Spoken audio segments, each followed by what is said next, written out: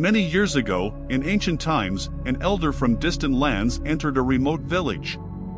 He walked tirelessly, accompanied by a majestic eagle, an unusual companionship considering that these birds were not known to approach humans. However, the old sage and the eagle were inseparable, always seen together on all their journeys. The villagers were intrigued and amazed by the wisdom of the man, and his fame quickly spread throughout the region. His profound teachings were revered, but the sage, humble by nature, found shelter in an abandoned barn, sharing the space with his feathered companion, the eagle. As time passed, the curiosity of the village inhabitants grew, and they approached to observe from a distance. However, the sage devoted all his attention to the eagle, completely ignoring the people around him. Gradually, the villagers began to feel compassion for the sage and his eagle, bringing food and offering shelter, recognizing their vulnerability and helplessness. One evening, a peasant approached the place where the sage and the eagle rested. The peasant, with great enthusiasm, dared to interrupt them, hoping to seek help. The patient sage asked if he could assist him with something.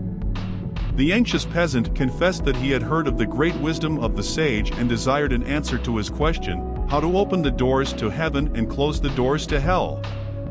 His wish was to gain access to heaven, avoiding hell, and he sought to understand how these doors opened. The sage and the eagle listened attentively to the words of the peasant. After he finished speaking, the sage looked at him with an expression of disbelief and replied, stating that the question was foolish. It was evident that the peasant was completely ignorant. Upon hearing these words, the peasant became furious, feeling a strong urge to harm the old sage. However, he was restrained by the eagle.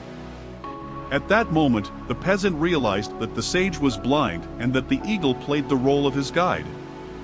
Feeling deep shame for harboring the intention of aggression against the defenseless old sage, his anger dissipated. He felt only compassion for the solitary sage and sincerely apologized.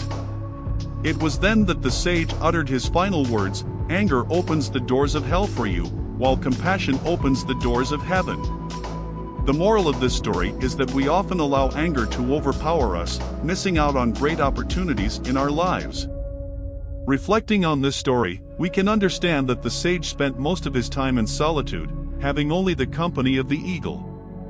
This serene and complete introspection is exemplified by the phrase, "The fewer friends a person has, the more time they have to be with themselves, and the happier they become."